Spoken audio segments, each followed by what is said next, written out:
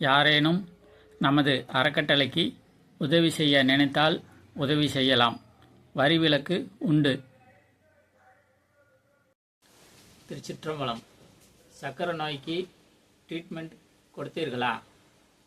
சக்கரை நோய் எப்படி வருகிறது?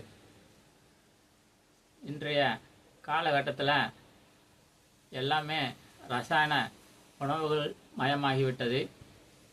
ரசாயனம் கலந்த உணவுகளையே சாப்பிட்டு கொண்டு இருக்கிறோம். அதனால் அந்த உணவுகளை சாப்பிடும்போது முதல்ல உடம்புல நீர் சத்து அழியும். அதனால்தான் நம்ம அதற்கு நீரழிவுன்னு பேர் வச்சாங்க. நீர் ப்ளஸ் அழிவு, நீரழிவு. இந்த உணவுகளை சாப்பிடும்போது முதல்ல நீர் சத்து அழிஞ்சிடும்.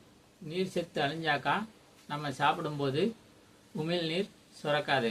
உமிழ்நீர் சுரக்கலை அப்படின்னா நம்ம சாப்பிட்ற உணவு ஜீரணமாகாது.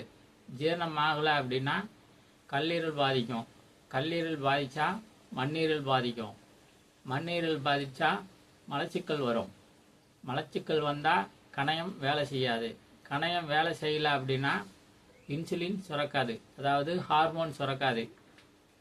அப்படி இன்சுலின் சுரக்கலை அப்படின்னா அதுக்கு பதிலாக நீங்கள் இன்சுலின் போட்டுறீங்க, இன்சுலின் மாத்திரை சாப்பிட்றீங்க. சரி, அப்போது பாதிக்கப்பட்ட இடத்துக்கெல்லாம் என்ன ட்ரீட்மெண்ட் கொடுத்தீங்க, என்ன சிகிச்சை செய்கிறீங்க? எதுவுமே செய்கிறதில்ல.